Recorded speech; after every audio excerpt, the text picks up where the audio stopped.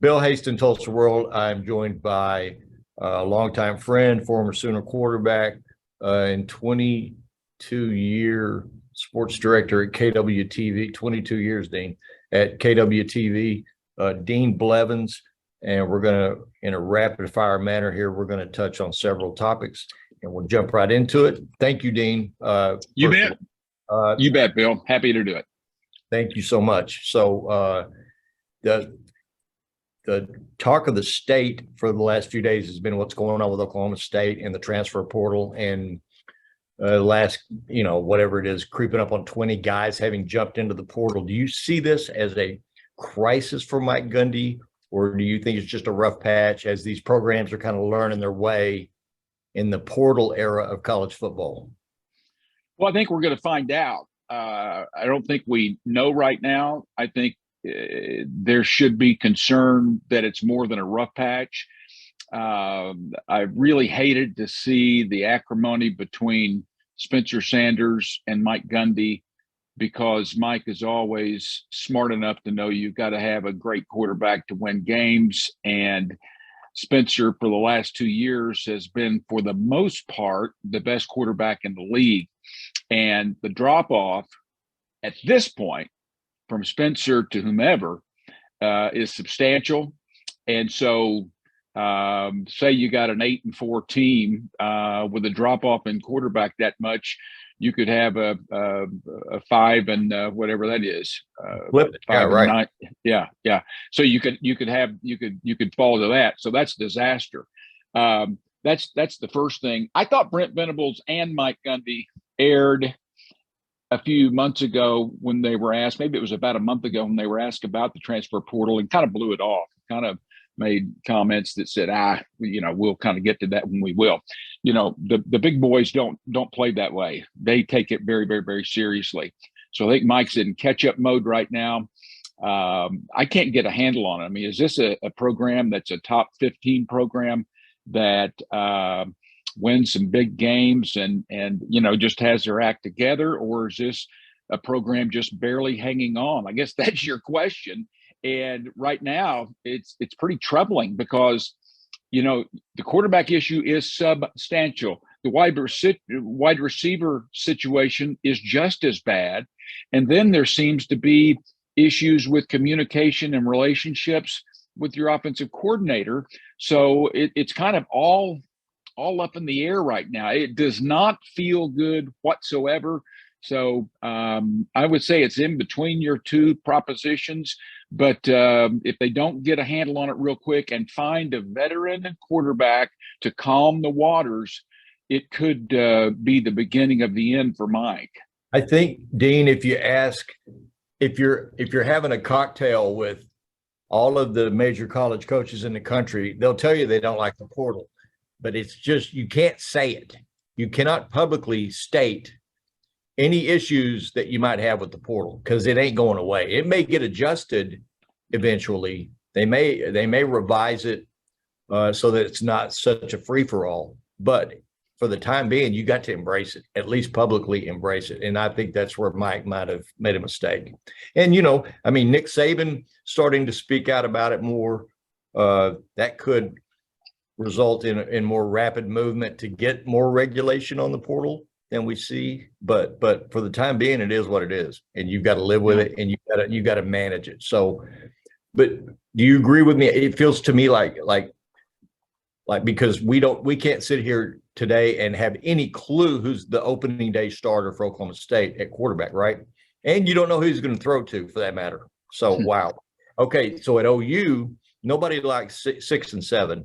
But you do have a veteran quarterback returning with Gabriel, and you have Jackson Arnold moving to Norman in just a few days, if he's not there already, as a 5-star freshman stud.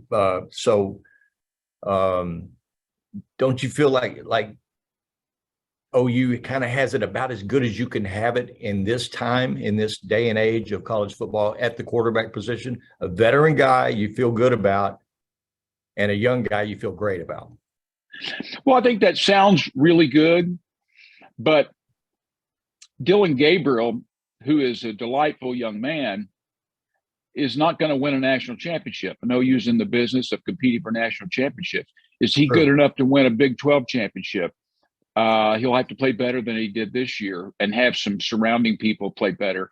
Is he good enough to even get in that game? I mean, so my point to you is, yeah, Jackson Arnold is all that stuff. He's not ready to come in and take over. And rarely do you see a Jamel Holloway do what he did. And trust me, this 2023 team is not comparable to that 1985 team that Jamel jumped in and ran off to a championship with. So I think that they don't have the depth. It's just those two, but it does look really good.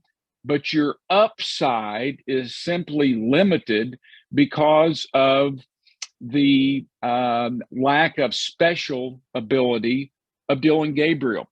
Dylan is a 5'10" kid who is very smart, does a lot of good things, but he's not comparing him to that last slew of players and the players still alive, even in the championship game that we're going to, the national championship game. He's a guy that doesn't match up in most areas. So I think they're in a much, much better place than Oklahoma State and than a lot of people. But to win, I mean, Bill, you got to win at minimum 10 of 12 down there to even be considered just to have a good year. Right. So is he good, or is he good enough to lead them to 10 or 11 regular season wins? I don't think so. Even I'm thinking more in terms of thinking about jumping from 6 to 7 to jumping into the playoff. I'm thinking the next logical step or the next reasonable step would be to get back to 9 and 10 wins. And I just think, if the defensive side of the program has a really good offseason and you see improvement on that side, and that at least you know what you're dealing with. Whereas at Oklahoma State, the guy who I'm really believing probably the opening night starter is a guy you and I have never heard of or wouldn't even know to think about right now. So, right. Yeah. And Mike Gundy's never really been in that kind of position before. Not really. No, because he's a competitor, number one, and he played the position, so he knows the importance of that position. So you look through the history of the program, and they've been really good. It's a treacherous situation they find them in, and one that was not necessary. And is it all because of personality? Is it simply because of not getting along? If it is, that's a shame. It's a real shame. I will add one more thing about the Oklahoma situation. I admire what Brent and his guys are doing. However, no doubt, no defensive lineman. I mean, Oklahoma is in a bad situation in that they can't seem to close the door on deals with guys like Hicks. And I don't mean deals in terms of finances, although the NFL is a major issue with them. But until Oklahoma can line up with a couple of Tommy Harrises and just solid, OSU's just got a bunch of solid guys. Until they can line up with enough of those solid guys to even be in a playoff, they're spinning their wheels. So they've got to get that accomplished. Just in the last 3 drafts, Dean, Georgia's had, I counted this up yesterday, 31 guys drafted overall and 10 in the first round. And in the same 3 drafts, Oklahoma had 16 guys drafted and OU has not had a first round guy taken since CeeDee Lamb and Kenneth Murray in 2020. So that part of the program, you've got to produce more NFL type guys. I mean, that you look at Alabama and Georgia's recent draft history, and of course, and Ohio State, and then you say, well, of course they're in the playoff every year because they're playing with a bunch of NFL guys. OU has to get more NFL guys.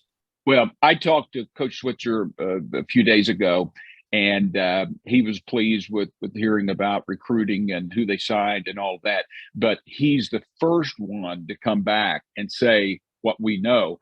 Quarterback you got to have, and the down lineman. Without those 2 positions filled, you're spinning your wheels. Right. So tonight, does TCU win by 4 touchdowns or by 2 touchdowns?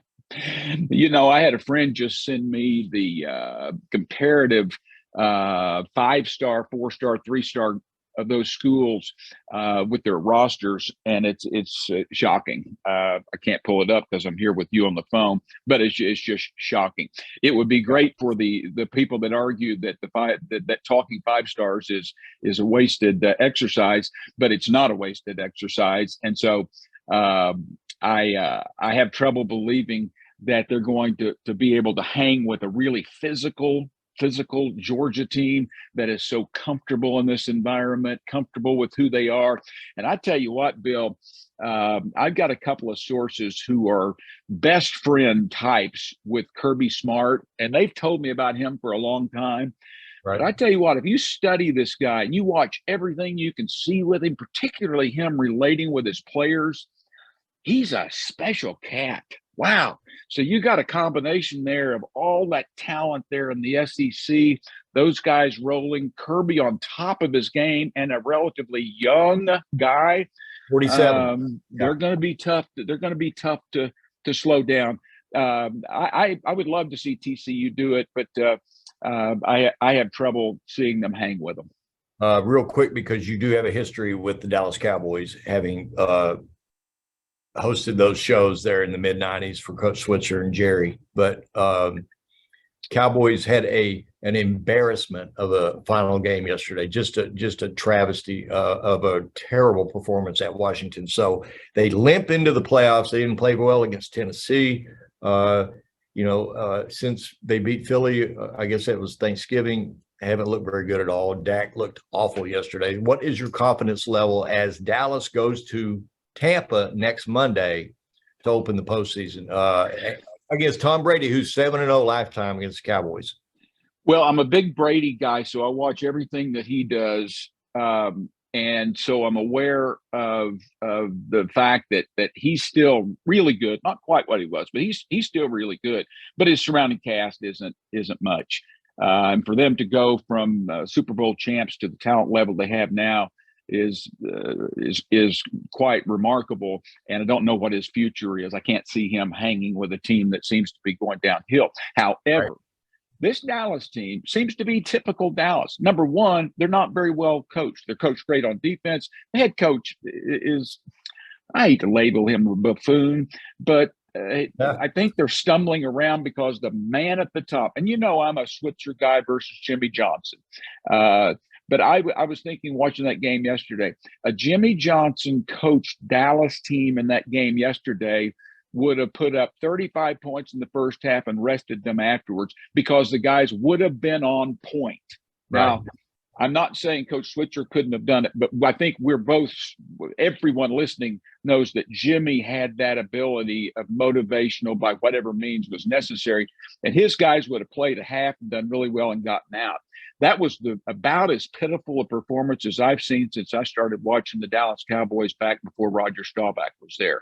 And right. Dak Prescott, I have said from day one, love him, love the leadership, and think that he can do a lot of really good things. But Super Bowl champ, I don't put next to his name. So I don't see them going far. But I think Tampa Bay is worse. So I think Dallas at least advances. Temperament, personality, all of it. Dak is perfect, but I just don't trust him. I just don't. And he's got 15 picks in the 12 games he's played in this year, Dean. 15. Yeah. And what we saw yesterday, you don't have to be a real smart X and O guy to see him throw that quick out route that should have been picked off the first time and then was the very next play to know that's a Bush League ball. And for a guy of his income and his notoriety to do that just speaks volumes to his upside. I just don't think it's Super Bowl worthy. Yeah, I don't either. Real quick on the Thunder, we'll wrap this up with the Thunder. This season, what I'm pleased to see too, Dean, with if you watch every telecast, the lower bowl of the arena gets a little more full all the time, and the crowds are coming back, and which is a great relief to me that it wasn't just a Westbrook Durant NBA market. It's a true NBA market. And so But this is the most enjoyable season to me with this young team since the 2016 season when they had the Warriors 3-1 on the ropes and let them off, because the Westbrook triple-double season was fun. It was a sideshow. It was a great sideshow, but it was fun. But you knew that team wasn't going anywhere. The experiments with Paul George and Carmelo, and for 3 years they were just kind of three first-round exits in the playoffs, and you knew those teams weren't really going anywhere. Then you have the Chris Paul season, which was the biggest unexpected pleasure of a season of all time, except I felt like all along Chris Paul was a short timer, and he was kind of a 1-year loner kind of a guy. Right. So now, and then the two gruesomely bad tank seasons, and then now we've got this refreshingly sensational, fun young team with three cornerstone guys, I think. I mean, long-term keepers, SGA, Giddey, and Jalen Williams, the rookie out of Santa Clara, who I wouldn't trade for anybody in this draft. I mean, how do you – I mean, I'm thinking 38 wins maybe. If they go 500 the rest of the way, Dean, they finish at 38, which kind of doubles what everybody what everybody seemed to expect in the preseason. But how are you enjoying this Thunder season and this collection of young kids? And I think their youth really serves them well. I think those fresh legs really help them in the fourth quarters of a lot of games. Well, I agree with virtually everything you said there. I would say I'm a numbers guy. I mean, I don't throw cash down, but I'm certainly aware of the betting world. And we go back to 1982 in Tulsa, and then Bill Land in '85 in the sports scene. So that's well documented that I play the percentages. I like looking at it from that vantage point. So I'm not getting caught up in the number of wins. I watched them play a brilliant game a few weeks ago and lose by 1. Don't even remember the team. But I told all my buddies, I said, you know what? I didn't care. In fact, I kind of liked it, because give me every percentage ping pong ball advantage that you can give me going into the possibility of what they might be able to get this time out of it. So we'll see if that does anything. But in terms of what they have right now, Sam Presti is a 9.9 out of a 10. Daignault is an NBA coach. He is. And the talent that they have around, they are like a fundamentally sound college team, and they're tons of fun to watch. I have talked to a couple of people in the know that say that I asked them about the Giddey relationship, not having the ball as much as he would like with SGA, and they say that's probably one of the only concerns they have moving forward. So I think this team, if Chet Holmgren doesn't turn into one of these big men with bad feet that his career is going to be nothing, if he is what we think he could be, this Thunder's back in the playoffs. And don't forget, the guy that I called the 9.9 out of 10, Brother Presti, has a bucket full of those picks in his back pocket. And if he's as smart about turning those in for cash, meaning players, as he was in acquiring them, the Thunder is going to have a chance to be very, very successful. It's a really, really good story. And I've been to some of the games, and it is great to see some of the people back there. It really is. Right. I got to admit, I never really thought that SGA would become a 30-point type guy. But yet here we are. I mean, he's very consistently, what did I see the stat? Like 32 of his last 47 games, he scored 30. So he's a very dependable scorer. But you talk about ball movement and ball usage or ball dominance like SGA is. Without him, they scored 150 points against the Celtics. Yeah. Bill, they don't have discipline problems. They don't have attitude problems. This Presti machine is as thorough as any I have ever seen about going about acquiring good people. It sounds silly, but they get really good people who are pretty good players, and then occasionally get an SGA. So it's a really great story, and it would be fun for them to be able to bounce back next year into the playoffs, and then see how far they can go based on what Presti is able to do with those picks in the back of his pocket. This Bill Haisten podcast can be heard on iTunes, Spotify, TulsaWorld.com.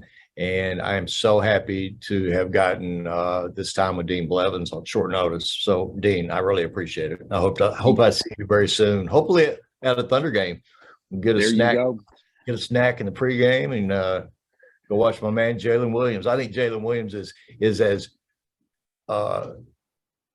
impressively professional as any rookie I can ever remember. I mean, at both ends of the floor, man, this guy is a so I'm just saying, for anybody who hasn't really invested the time to go back and watch and learn the Thunder again, you might want to start now, because Dean's right. They're playoff. Tulsa is my second home, so I have such an affection for you. But anytime, happy to be with you. I kind of keep in touch with Tulsa as much as I do living here in Oklahoma City now. But love the Tulsans who are watching, and I know you have a bigger reach than that. But anytime, Bill, you're a good man. Hey, we'll do this again before the Live Golf guys come to town, because I want to. We can talk about that. All right, I'll see you. Thank you. Okay, pal. You bet.